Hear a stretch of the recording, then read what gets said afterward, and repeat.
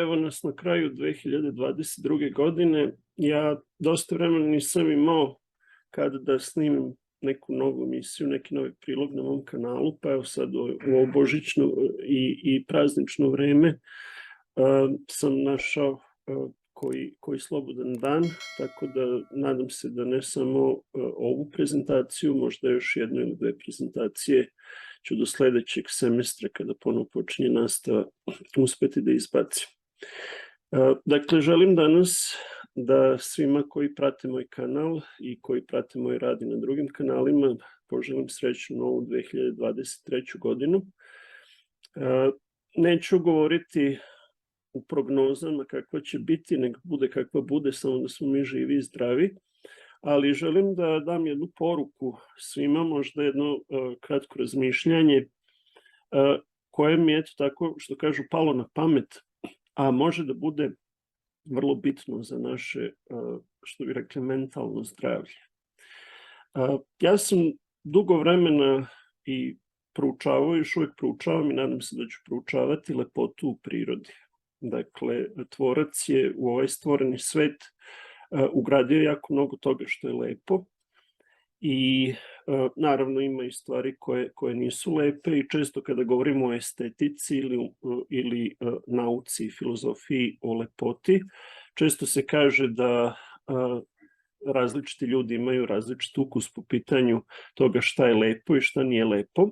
Međutim, ja verujem da pošto je jedan tvorac i pošto je taj tvorac autor svega, da njegov ukus za lepotu, njegov osjećaj za lepotu prožima sve što je stvoreno, a nije oštećeno grehom i smrću. I zbog toga, zato što je on apsolutan, ja verujem da postoji neki vid ili neka forma apsolutne lepote. I tu lepotu možemo da vidimo u različitim područjima. Kad kažem vidimo, koristeći oči, ali možemo i da je čujemo u cvrkutu ptica, možemo da je osetimo u mirisu cveća i u mnogim drugim stvarima kojima nas je Bog okružio i zahvaljujući čulima koja nam je dao da možemo da uživamo u lepoti tog stvorenog sveta. Dakle, biblijski Bog želi da mi uživamo u onome što je dobro i ponekad se religiozni ljudi plaše užitka u smislu da li je ovo grešno, da li je ono grešno. Božji zakon jasno govori šta je grešno, šta nije, ali samo uživanje, sam doživljaj sveta kroz čula koje nam je Bog dao, ako su u skladu sa Božjim zakonom, 10 zapovesti, nije nešto čega treba da se plašimo.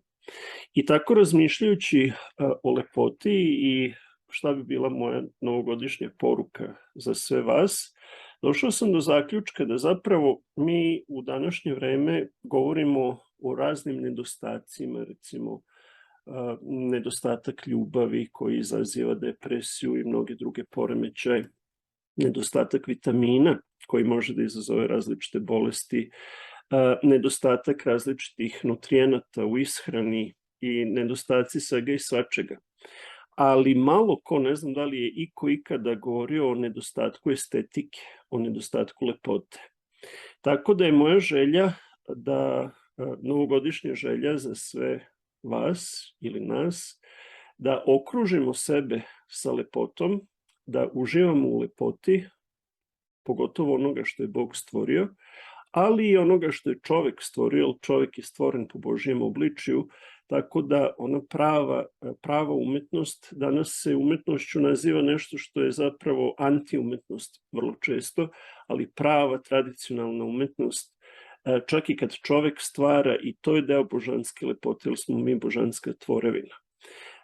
I ja sam okružio sebe koliko sam bio u mogućnosti i koliko mi je Bog dao sa delima njegovog stvaranja. Dakle, imam jedan mali kućni muzej u kome ima mnogo različitih insekata, leptira, minerala, školjki i želim da danas podelim sa vama neke od meni najlepših školjki, da kažem par reči o njima, tako da eto, to bi bila moja novogodišnja čestitka za sve vas. Izabrao sam 7 primjera, ima jako mnogo primjera, ali sam izabrao 7 primjera školjki o kojima ću danas nešto da vam kažem.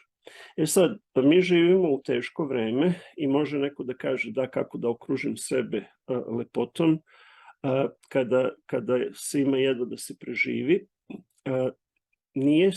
Ne košta sve što je lepo. Dakle, mnoge stvari i najlepše stvari su besplatne. Tako da možemo sebe da okružimo prijateljima, možemo da posmatramo lepotu u očima našeg bračnog druga ili devojke ili momka. Možemo da slušamo muziku koja najčešće možemo da dođemo do nje na besplatan način, a oni koji mogu da priušte, zašto da ne investiraju u nešto što je lepo, što će staviti u vitrinu ili posmatrati i što će ih podsjećati svakog dana na ljubav i lepotu koju je Bog uneo u ovaj svet. Tako da, eto, ja sam kroz godine, prvo sa skromnim počecima u mom Prirodnjačkom muzeju u Somboru, koga više nema, mislim Sombora ima, ali mog muzeja nema tamo, sam praktično bez ikakvih sredstava, loveći leptire, stavljajući ih u kolekciju, sakupljajući školjke na moru, osnovao tu prvu kolekciju. Deo nje je preživeo, deo je propao. Ja sam o tome pisao u mojoj najnovijoj knjizi, ali ovde u Severnoj Americi sam uz Božju pomoć uspeo da proširim tu kolekciju i želim da ona služi, dakle ne samo sam sebe da okružim sa lepotom i da uživam u njoj, nego da ta lepota služi svima i zbog toga zapravo na mom kanalu je plan takav da postepeno sve više i više tih eksponata koje imam učinim dostupno preko YouTube-a i možda nekih drugih platformi, učinim dostupno svakome uz neke komentare i objašnjenja koje ću dati, tako da bi to bila neka vrsta virtualnog muzeja. I to na ovom mom kanalu, Bug Philosopher, sam praktično već počeo prošle godine, tako da je to otprilike godinu dana to postoji i nadam se da će se razvijati i dalje.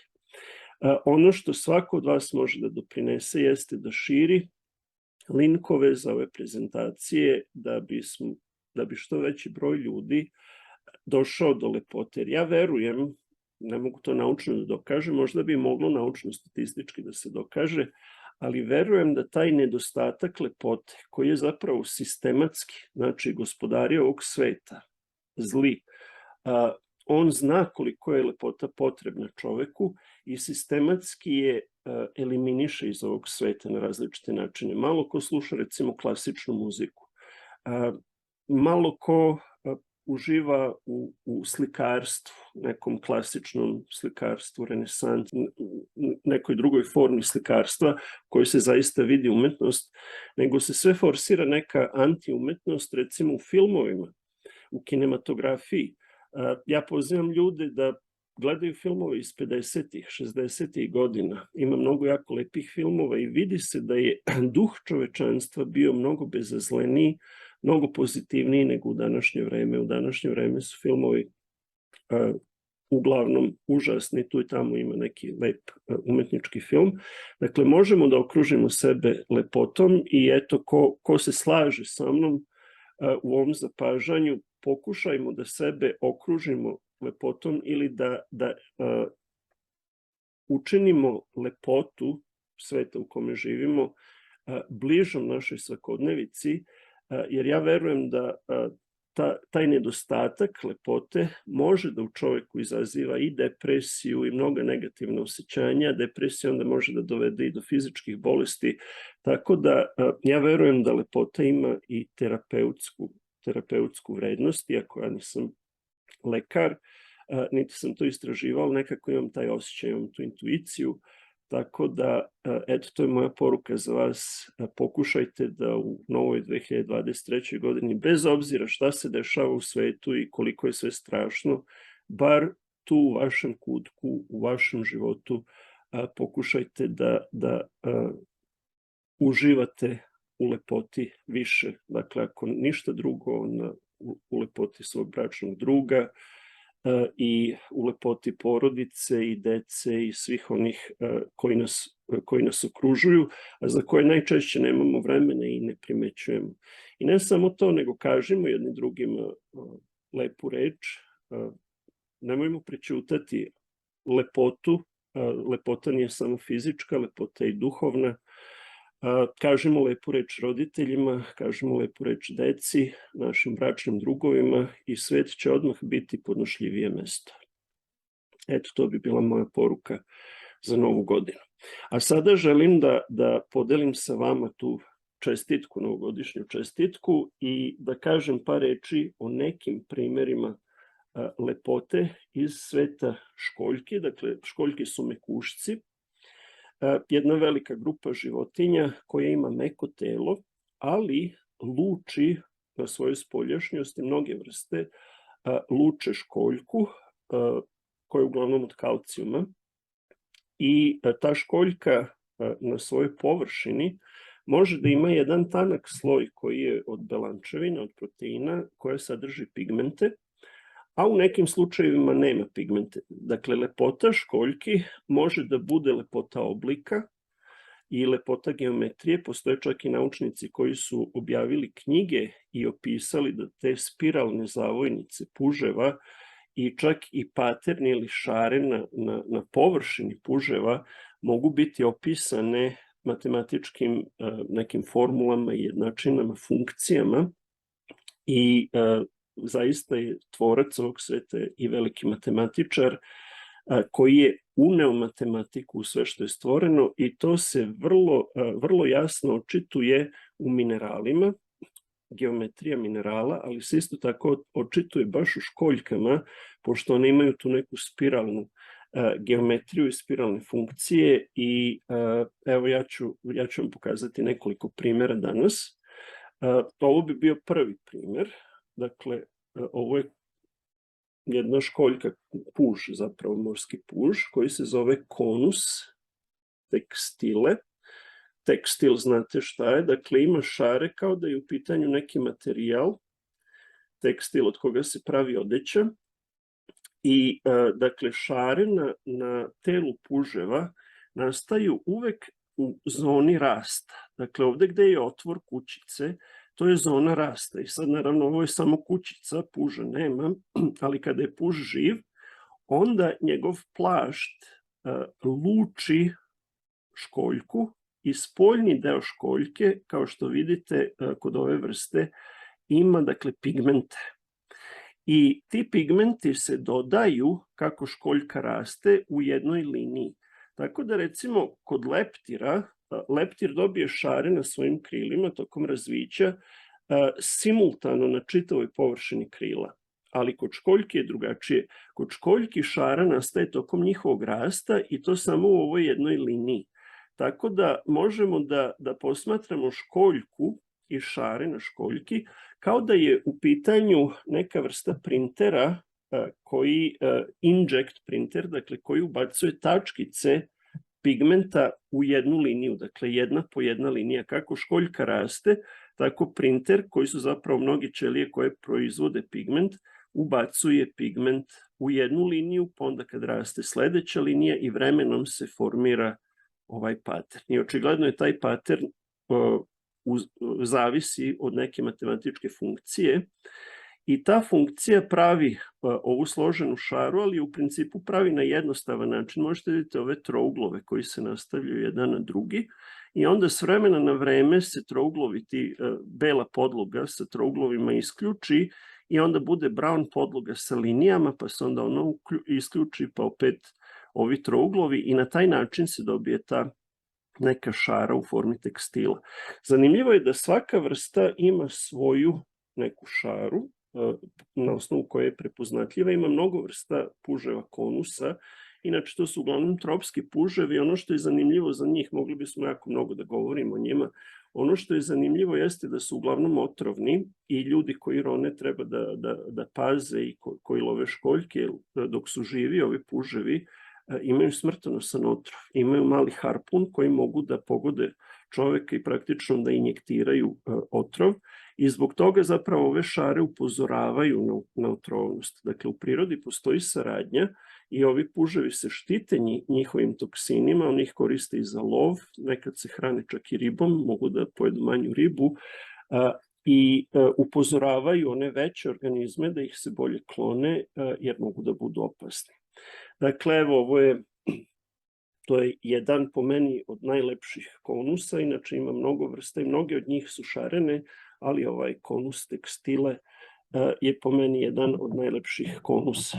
Sad već kada govorimo o pigmentima, jako mali broj vrsta školjki ima pigmente određenih boja, recimo plava boja koju vam danas neću pokazati je vrlo, vrlo retka, ima samo par vrsta morskih školjki koje imaju plavu boju pigmenta, inače generalno govoreći plava boja je retka u svetu prirode, ali isto tako i zeleni pigment je jako redak u svetu školjki i puževa i kada govorimo o mekušcima, dakle većina živi u morima, ali ima mnogo i slatkovodnih i ima mnogo kopnenih. Dakle, postoje kopneni puževi i ja sam ovde pripremio jednu vrstu kopnenog puža ovo je dakle potpuno prirodna boja. I ovaj puž se zove papuina, dakle to je rod puževa koji žive u džunglama, imaju fantastične boje i šare. Ovo je jedan od najlepših, mislim da se zove papuina pulcherima, koji je u potpunosti zelene boje i to je, ja mislim, najzeleniji puž na svetu. Dakle, živi u Papui Novoj Gvineji. U džunglama ima jako zanimljivih puževa. Ja imam čitavu kolekciju tropskih puževa koji žive na kopnu i udišu vazduh i možda jednom prilikom da posvetimo pažnju samo tropskim puževima koji žive na kopnu, ali eto ta papuina mi je jako zanimljiva bila. Sad, što se tiče kolekcija školjki i puževa, kolekcionarstvo je počelo praktično razvijanjem renesanse i ponovnim buđenjem nauke posle klasičnog grčkog vremena i onda su mnogi ljudi postali kolekcionari i mnogi od tih kolekcionara su zapravo bili i zoolozi, taksonomi koji su se bavili otkrivanjem i opisivanjem novih vrsta. I zanimljivo je da u to vreme, dakle, dok nije postojalo ronjenje i dok su ljudi mogli da dobiju neke vrste koje žive u dubokom moru, jedino slučajno kada bi neka ribarska mreža povukla nešto sa dna, onda je jedna vrsta, ovaj puž skalar, koji se zove Epitonium, dakle to je porodica Epitonide, Epitonium scalare, je bio jedan od najtraženijih školjki među kolekcionarima. Vidite kako ima lepe ove rebraste nastavke na svakom tom zavoju svog tela i ovo je dubinska vrsta, dakle živi na nekoliko stotina metara dubine u tropima, tako da je u 18. veku, dakle kolekcionari koji su želeli da imaju ovu vrstu školjke u svojoj kolekciji su plaćali protivvrednost u zlatu. Dakle, stavite epitonijuma na vagu i koliko izvažete, toliko grama zlata treba da platite da biste dobili epitonijuma. U današnje vreme on više nije toliko skup, možete za $10-20 da pronađete lep primerak, ali je ostala ta legenda o Epitoniumu scalare i dakle svaki kolekcionar želi da ima epitonijuma i dalje u svojoj kolekciji. Naravno, u međuvremenu je pronađeno mnogo drugih vrsta, ali taj Epitonium scalare i dalje ostao simbol lepote. Ono što je zanimljivo kada govorimo o lepoti tih puževa i školjki, neki od njih žive u dubokim morima, neki od njih žive na koralnim grebenima gde su dostupni i bili su i u prošlim vekovima dostupni jer ljudi na dah su ronili najčešće u okeani i na nekim drugim mestima, tako da su im bile poznate mnoge vrste školjki, ali generalno govoreći pitanje je zašto postoji takva lepota, zapravo ima nekoliko pitanja. Prvo pitanje je zašto mi to doživljavamo kao lepo, jer nije deo naše prirode, niti našeg prirodnog ambijenta. Po teoriji evolucije, ako bi naš osjećaj nastao kao neka vrsta adaptacije tokom evolucije čoveka, onda ne bi trebalo da su nam ove školjke lepe ili da su nam leptiri lepi, mi nemamo ništa sa leptirima, nego bismo lepotu fokusirali, dakle, na našu reprodukciju isključivo. Tako da je vrlo teško objasniti osjećaj lepote u čoveku, to je jedno pitanje. Naravno, možemo da ga objasnimo nastankom čoveka, našim poreklom koje je otkriveno u Bibliji, da nas je Bog stvorio po svom obličju, a on je veliki esteta, tako da je u nas ulio tu ljubav za estetiku. A isto tako drugo veliko pitanje koje se postavlja jeste, čak i ako je Bog stvorio sve to, zašto je to sakriveno od čoveka? Dakle, ako je on želeo da vidimo tu lepotu, zašto ta lepota nije dostupnija? Zašto taj epitonijum do 18. veka je malo ko znao da postoji i mnoge vrste se još uvek opisuju, za mnoge vrste još uvek ne znamo. Ja sam o tome govorio u mojoj najnovijoj knjizi, Šta je čovek, te ga se opominješ, a to je da Bog otkriva u Bibliji da on skriva. Dakle, Bog skriva lepotu, skriva znanje u prirodi i to je njegova slava. Njegova slava je skrivati stvar, a carska slava ili slava naučnika je istraživati stvar. Tako da nas Biblija poziva da budemo istraživači, da otkrivamo ono što je Bog sakrio. Dakle, to je kao neka vrsta igre u kojoj je Bog učinio divna dela, ali želi od nas aktivno da istražujemo i da otkrivamo tu lepotu. I ona se nalazi na svakom koraku, možemo je videti pod mikroskopom, možemo je videti sa teleskopom kada posmatramo lepotu univerzuma, ali isto tako možemo da je vidimo u džunglama i na mnogim drugim mestima, pa tako i u dubinama mora. Dakle, dubine mora su jedna od velikih riznica koje je Bog stvorio. Lepota postoji u mineralima koje je sakrio duboko u zemljenoj kori i onda tek kada se bavimo rudarstvom možemo da naiđemo do svega toga. Dakle, Bog je esteta koji skriva stvari, ali u suštini želi da ih čovek pronađe i želi da mi vidimo tu lepotu i da slavimo našeg tvorca za sve ono što je stvorio, a očigledno nam je ta lepota potrebna, kao što nam je potrebna hrana, očigledno nam je potrebno duhovno i da uživamo u lepoti i da uživamo u proslavljanju našeg tvorca. Jer kada čovjek ne poznaje svog tvorca, onda je još više depresivan. Ako poznajemo svog tvorca i ako mu odajemo slavu, to je zapravo za naše zdravlje takođe. Ovo je jedna jako retka školjka, zove se harpa, harpa costata, harfa ili, dakle, onaj muzički instrument što ima mnogo žica, što je David komponovao psalme koristeći harfu. To je dato, dakle, čitavoj ovoj porodici morskih školjki, harpida, i ima nekoliko vrsta, sve su izuzetno zanimljive i lepe, ali ova je posebno zanimljiva zato što ima mnogo ovih rebara. Sve one imaju rebra na površini, ali ova ima najviše rebara i zove se harpa costata. Costa na latinskom znači rebro. Dakle, harpa costata znači je rebrasta harpa i ova vrsta je jako lokalizovana. Za sad se zna samo da živi oko ostrva Mauritius u Indijskom okeanu, tako da ima jako malo primeraka i oni su jako vredni i dakle, eto, ovo bi bila sa različitih strana, dakle, kada pogledamo ovu školjku, sa različitih strana, iz različitih uglova, ona je različita i sad zamislite geometriju koja je upisana u gene ovog organizma. Ovo je samo školjka, naravno, dok sam puž, nažalost, nije više živ. Dakle, harpa costata je jedan po meni od najlepših morskih puževa koji postoje. Ima još par stvari koje želim da vam pokažem.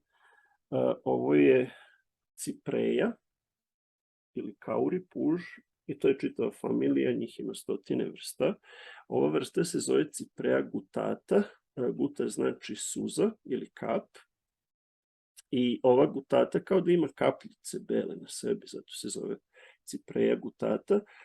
tropska je vrsta, ali ono što je zanimljivo kod nje je kada okrenete dole gde je ovaj otvor, gde inače puž sakrije svoje telo, onda i ona ima neku vrstu rebara ovde koji su neke crvenkaste boje i to je specifično za ovu vrstu. Dakle, na osnovu toga možete uvek da prepoznate ovu vrstu.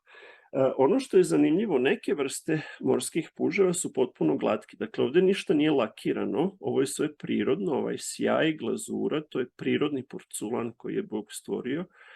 I, dakle, neke vrste su glatke, obično one vrste koje kada su žive, telo puža obavija, izađe napolje i obavija ljušturu, pa onda je potrebno da je ljuštura glatka da ih ne bi žuljalo to. Dok recimo druge vrste, kao ova što smo spomenuli, harpa costata i neki drugi, dakle, drugi puževi, imaju površinu, epitonijum recimo, imaju površinu koja ima rebra, ima različiti izraštaje, vidjet ćemo još jednu vrstu sa izraštajima, mureksi recimo su morski puževi koji imaju mnogo izraštaja, tako da vidimo suštinske suprotnosti.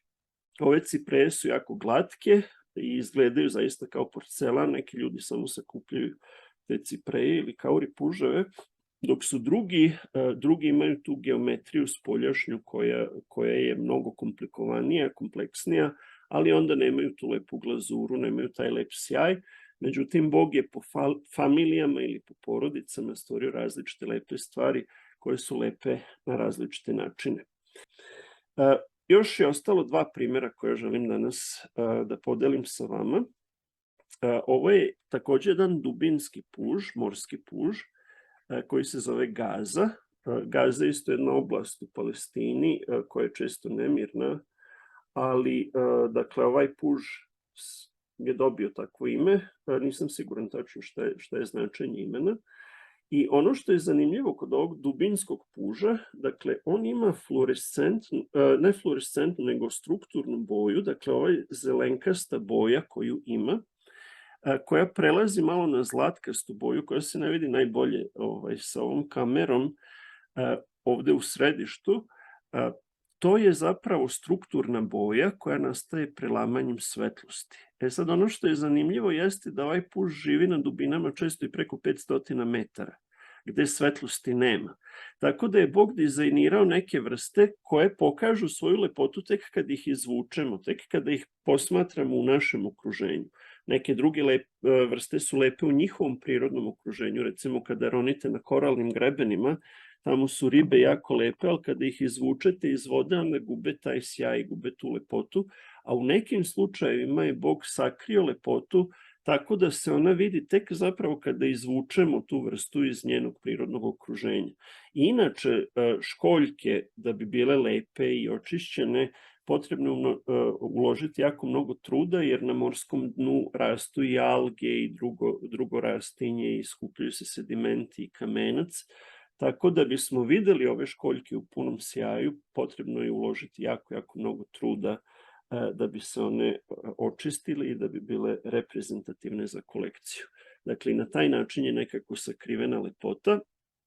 I ovo bi bilo, dakle, za kraj, jedan od najlepših morskih puževa na svetu, zove se Venerin češalj ili Muren pekten, pekten znači češalj.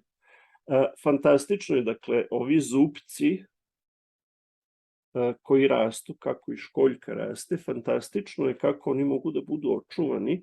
Naravno, oni služe za odbranu ovoj školjki, jer riba koja padne na pamet da se hrani ovim pužem, će da dobije ubode ovih rebara koje su na školjki, ali je fantastičan, dakle, dizajn ove školjke je fantastičan i postavlja se pitanje zašto bi takva lepota postojala ako je sve borba za opstanak.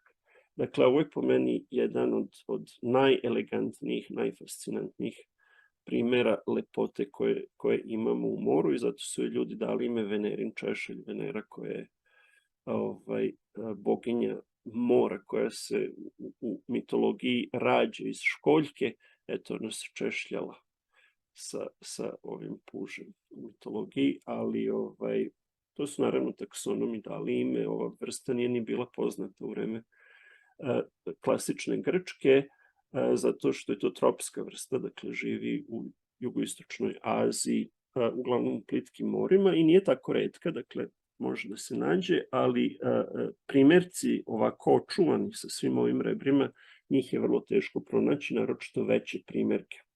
Jer što je školjka veća, školjka rastu tokom celog svog života, što je školjka veća, znači duže je živela i znači imala je više šansi da ošteti ta svoja rebra, tako da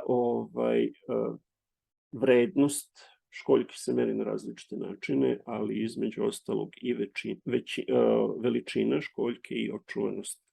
Eto, ovo je neka lepota koju sam želeo da podelim sa vama za Novu godinu, tako da i vi možete delimično da uživate u onom u čemu ja uživam, a sve to možemo da zahvalimo Tvorcu koji je u vreme stvaranja sve to imao u svom umu i sve to je stvorio i pre nego što su hiljadama godina Adam i njegovi potomci, pre nego što im je palo na pamet da vide šta ima u moru i kakva je tamo lepota, dakle Bog je to sakrio da bi bilo otkriveno i isto tako ljudi koji misle šta ćemo raditi u večnosti, dosađivat ćemo se u večnosti, nećemo, jer postoji toliko tog božanskog blaga koje je sakriveno širom univerzuma i još pored svega toga dolazi novo stvaranje. Nemojmo zaboraviti da mi živimo u svetu koji je oštećen grehom i smrću.